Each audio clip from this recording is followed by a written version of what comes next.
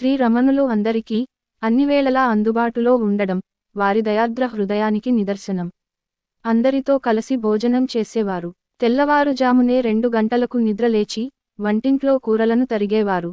ఎంతో రుచికరంగా వంట చేసేవారు. నెమళ్ళు, కోతులు, కుక్కలు, ఆవులు, ఉడతలు వారిని చేరుతుండేవి. మహర్షి వారితో మాట్లాడేవారు. అవి కూడా వారి మాట ప్రకారం నడుచుకునేవి.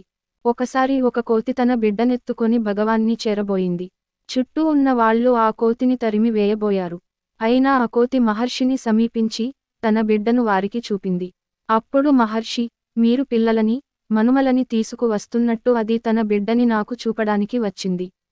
కాని మీరు దానిని ఆపడానికి ఎందుకు ప్రయత్నించారు అని ప్రశ్నించారు.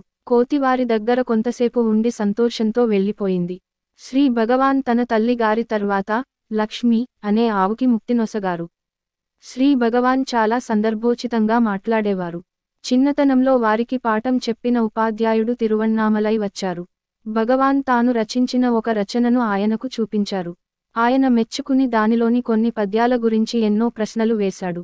అప్పుడు భగవాన్ అందర్నీ చూసి, ఈయన బడిలో వేస్తుండే ప్రశ్నలకు సమాధానాలియలేక భయపడి మదురై నుండి పారిపోయి వచ్చేశాను.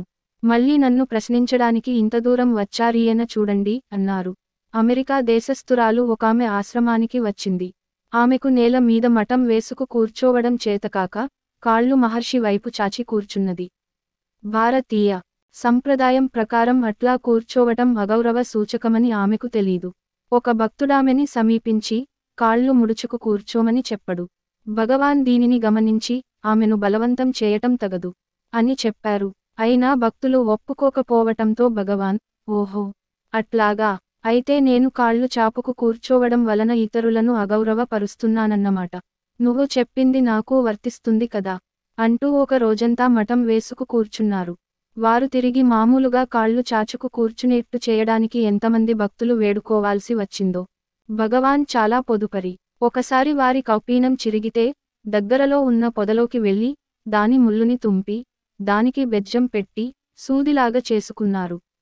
కౌపీనం నుంచే నూలు పోగుని తీసి తాను తయారు చేసిన సూదితో చిరుగును కుట్టుకున్నారు. పూలని త్రుంచడం సహించేవారు కారు. నేల మీద ఒక్క బియ్యం గింజ కనపడినా దానిని తీసి డబ్బాలో వేసేవారు. తన రచనలని, కవితలని వార్తాపత్రికల అంచుల మీద వ్రాసేవారు.